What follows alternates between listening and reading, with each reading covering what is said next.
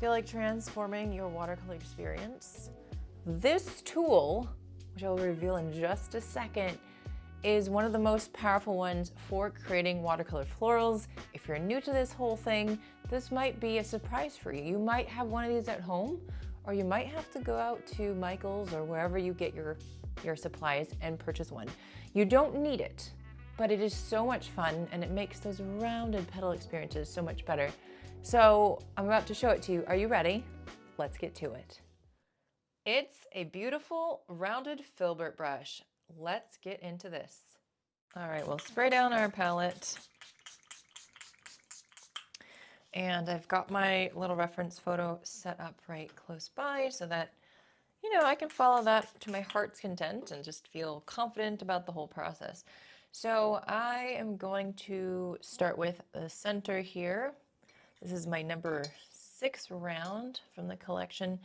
And we're just going to swirl the brush, get really nice concentrated paint, and then we are going to make our center.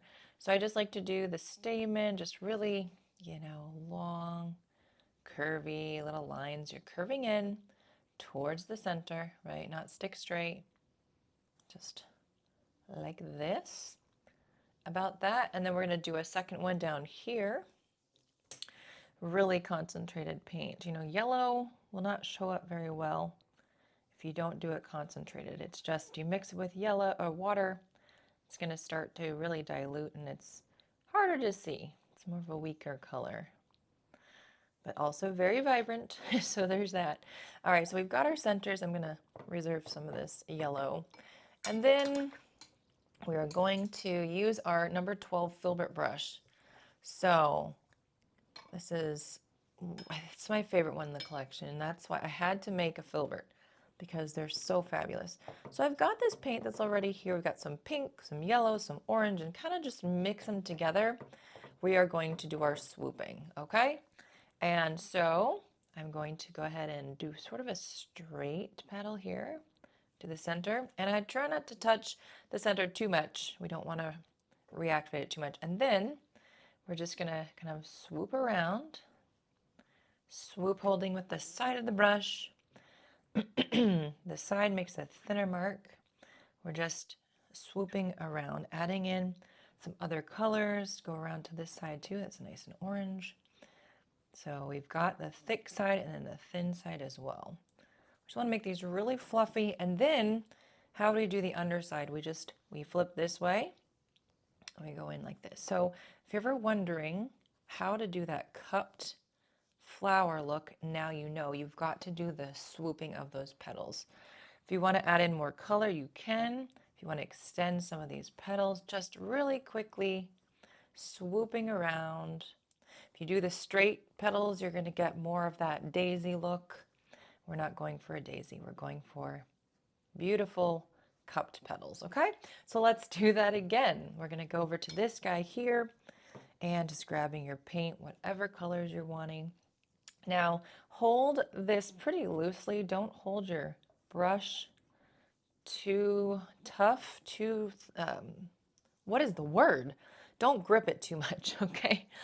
Just kind of loosely. You can hold it in the middle here. That's going to bring more of that looseness to your petals, to your flowers that we are looking for. That's what I like to look for. Get more pink in here. And so I'm just, same thing, kind of swooping it around thin. You can flip it to the side. And this is just a practice, you guys. So don't feel stressed out if you don't get it right away. You're always swooping in towards the middle. And then just like a little petal right here, because this flower is kind of tilted and that's just what you can see, the way that we've painted it.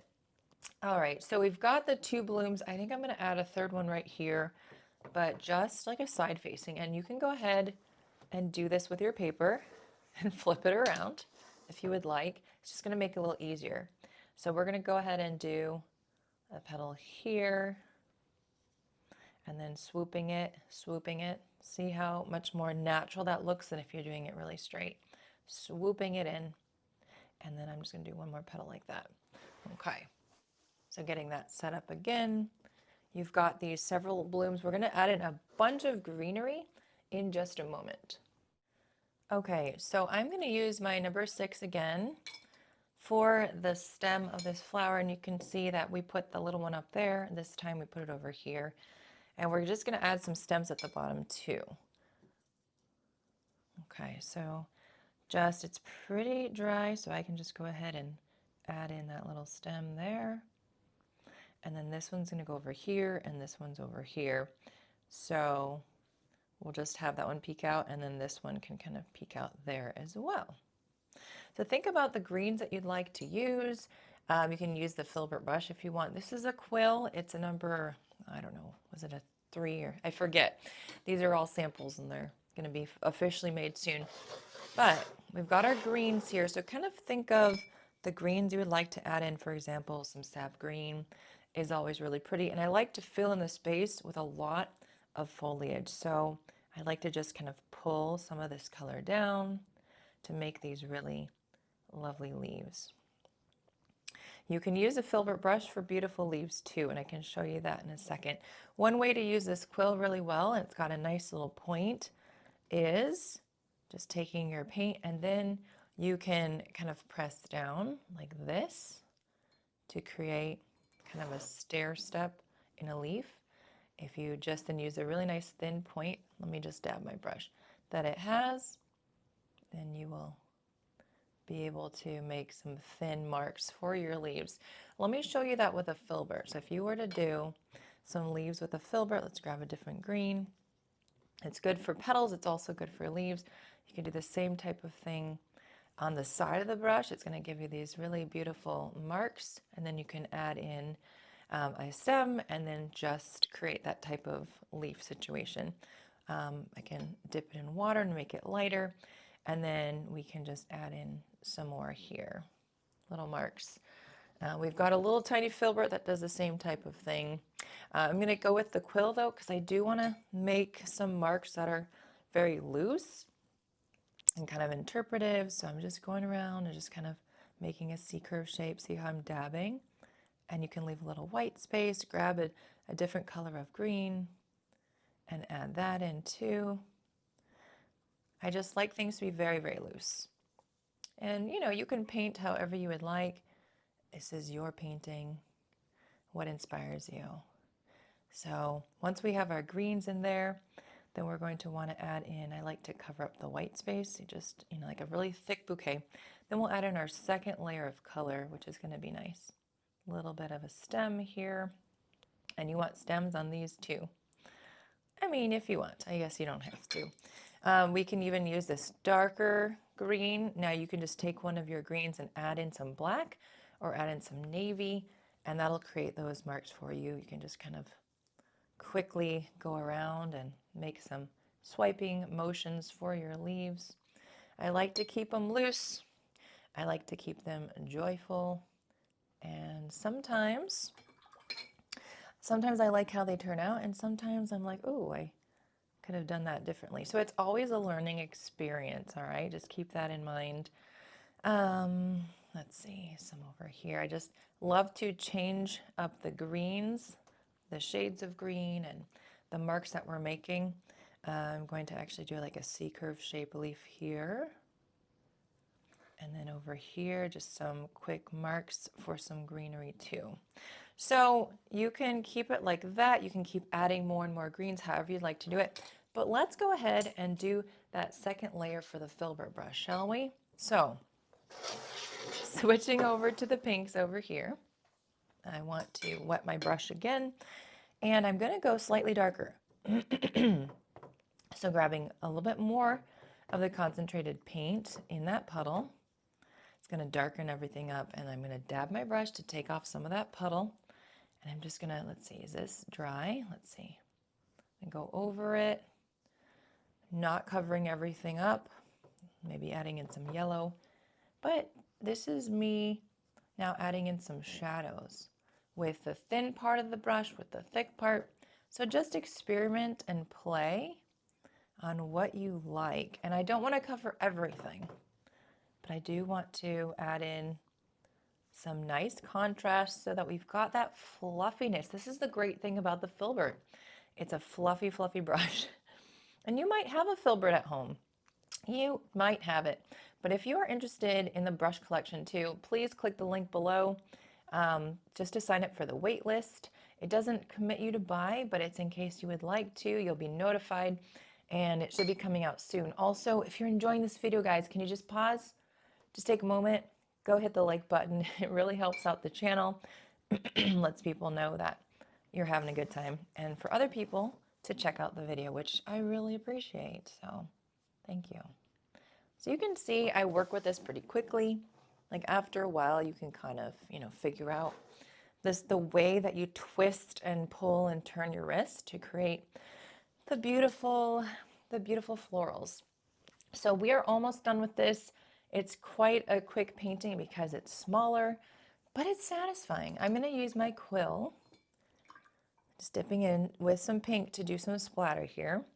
So splatter, I just kind of tap my brush, add in several places, some of those pink dots. Let's do some green also. There we go. And then I'm going to dry this and we'll do the final details. So the final details would be to go over with, like we did with the flower, but some darker paint for the green. So that means, see how this is really dark right here? I take a concentrated amount, I dab it on my paper towel so that we're not getting a puddle.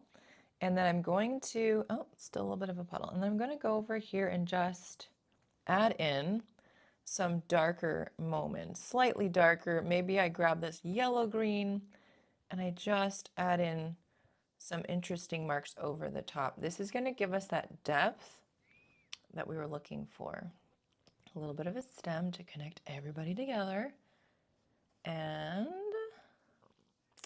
then, whoops, over here too. So you don't need a filbert to make flowers, but a filbert is really fun.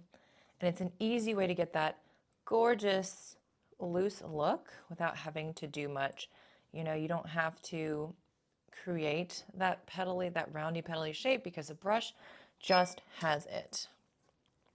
And so that's what I love about it. And it's a 12, so it's fairly big. So you can do, I'd say the looser or the bigger the brush, the looser your flowers will be versus really tight and more of that realistic look, which is beautiful, but it's just not, the look that I do personally. And you might like that look, and there's nothing wrong with that. Realistic for me tends to take more time, and I like to paint quickly. Now you can see I'm adding in just some darker moments, some high contrast for this painting. Whoop. And be careful when you rest your wrist because you might, you might put your hand into wet paint. Okay, so just a little bit of darkness, not covering up everything, but we are paying attention to details as well. And let's see, a little bit more there. I do want to darken up my centers just a bit, but getting in some of those beautiful stems really helps to make things look more, more realistic in the sense of what you'd like it to be, or what I'd like it to be, I guess. Woo! So guys, I'm so excited about life. I dropped my brush, but that happens. So let's go ahead and get a little bit of this darker paint. We're just going to go over it one more time. Cover up a little bit of that white space. And again, if this is too fast, you guys, you can always pause the video. You can slow down the replay or the play of it, the video, so you don't have to feel stressed out. You can always try to do it again. If there's anything else you want to add at this point, like maybe a few more, green marks just to make things like a tighter bouquet, this is a great time to do that. I'm pretty happy with this painting, so I'm going to leave it at that, you guys. But again, if you're interested in the brush collection, this is essentially the brush collection. Just get on the wait list on the link in the description, and we'll let you know when they're available. There's going to be only 300 sets this time around. So hope you guys enjoyed this. Hope you guys have a filbert somewhere that you can practice with. Again, the best tool, I think, for painting loose watercolor florals. All right, so I hope this makes sense that this beautiful filbert brush is the way to go when it comes to those swoopy watercolor florals so that you can paint something like this. But you don't need it, but it's just a nice little piece to have. If you'd like to purchase one, you can go to your local supply store. If you want to sign up for the Craft Mo brush collection on the waitlist in case you'd like to purchase when it's out and get some of these lovelies. These are all my samples, guys. I'm super excited about them. Then you can click the link below for the waitlist and we'll notify you when they're available. So thanks so much for watching. Reminding you that down below, I've got a link there for my watercolor free class coming up tomorrow on Monday. And my art retreat still have some spots available. So that's all linked below as well as all the things. But more than anything else, I wish you happy painting, happy mental health. Take a deep breath and remind yourself life is too short to be tense all the time. Go relax, take a walk, and enjoy yourself. Bye, guys.